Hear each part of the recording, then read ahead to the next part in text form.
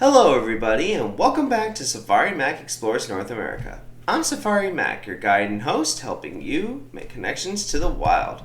Well, ladies and gentlemen, here we are still in the Kenai mountain ranges of southeast Alaska, hanging out with one of the most popular animals, the Wolverine, otherwise known by their Latin name of Gulo Gulo. So, as always, we're going to continue on, and today we'll look into some of the wild things about Wolverines, their problems and conflicts that they face, and how we can all learn to coexist with these tough creatures.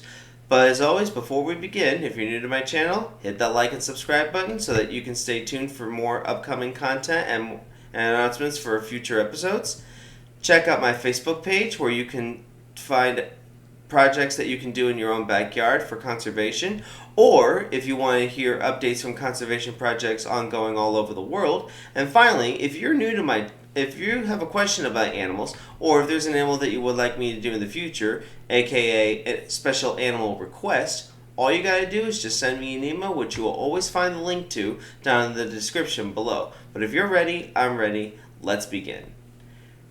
Let's go with their wild things.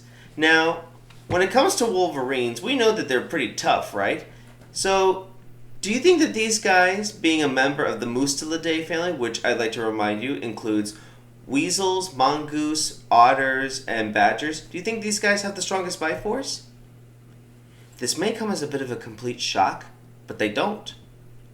In fact, the member of the Mustelidae family with the strongest bite force actually goes to this guy, the least weasel, with a bite force of 164 psi, while the Wolverine alone actually only has a bite force quotient of 105. So who knows that despite their fierceness, they have basically an average bite force. Now, here's something I didn't mention last week in terms of their eating. So, believe it or not, they actually got their Latin name of Gulo Gulo for being called a glutton because of their habit that they will eat and eat and eat as much food as possible, because for them in their environment, food is not always the easiest to come by, and so you have to pack in as much as you can while the going is good or when the opportunity presents itself. Now, we've already known that these creatures are pretty powerful and pretty tough, but it may be that their toughness is either overrated or exaggerated way too much. The simple truth is, Wolverines are not always going after bear kills or diving into where wolves are eating, as I said last week. They're not always doing that. You see, the thing about these creatures, they don't maybe always deserve that I'm the big bad tough guy reputation that we, humanity, have given these creatures. They're only doing what they have to survive. So if they have to fight, then they will fight.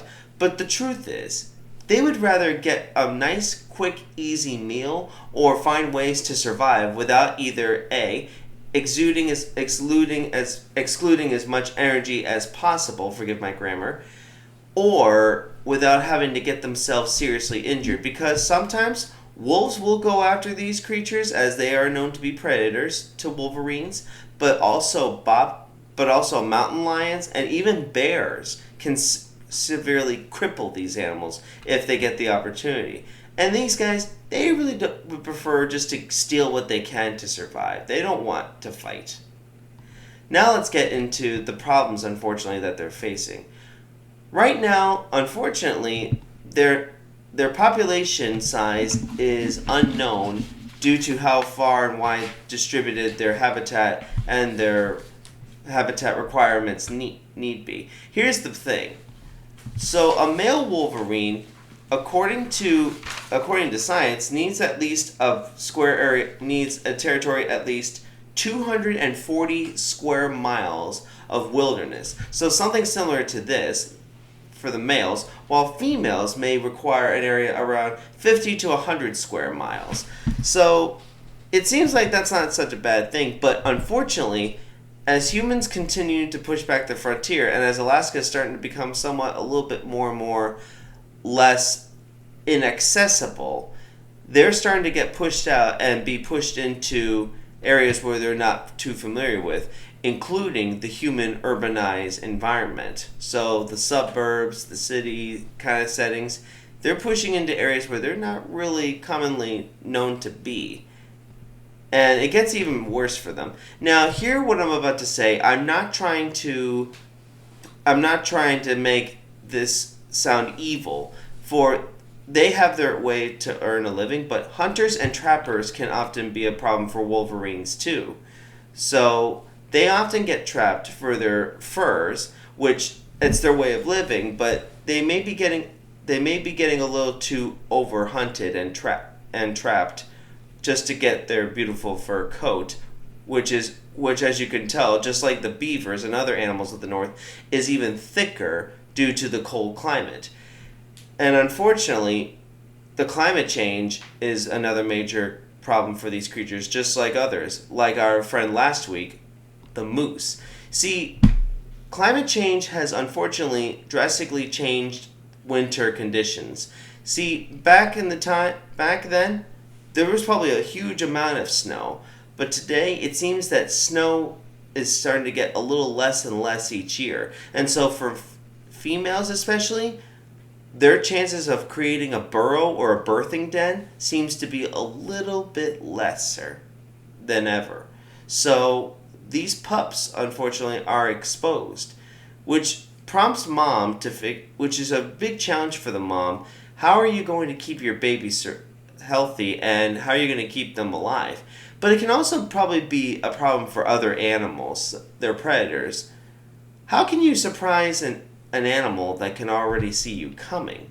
So climate change, lack of space, and even human activity can be problematic for these creatures. Even being on the road, there's a high number of them probably getting hit by highway cars. Well, now we know what the problems are. Now we need to figure out how can we coexist. And there are many ways. One is that biologists are working hard with state governments and local communities to learn exactly how many wolverines are in the area so that they can keep better track of them, and even help the people figure out how to minimize the human-wildlife conflict that can alter their populations and even the health of the animals. 2, trappers and governments are working together to create stricter and more regulated trapping seasons so that a number of them can still survive and continue their place in Alaska's ecosystem, as well as the different habitats and states that they occupy in the country. Finally, next one, you just have to raise awareness. Tell people about the wolverines. Tell them that maybe they're not always the biggest, fiercest animal and that they need our help. Because by doing that, you show that you care about these creatures and they can continue to have a brighter future. And recently, as recent as last November 2023, the U.S. Fish and Wildlife Services announced that wolverines would be protected as a threatened species under the Endangered Species Act. So all this and more are helping keep wolverines around for the next 100 years, so that they can be so that we can see them as a symbol of toughness in the last frontier state of Alaska. Thank you all for joining me this week for part 2 of the Wolverine. So be sure to join me next week as we uncover one of the Alaskan 5, the Dall sheep. But until then, this is Safari Mack, and I'll see you all out there.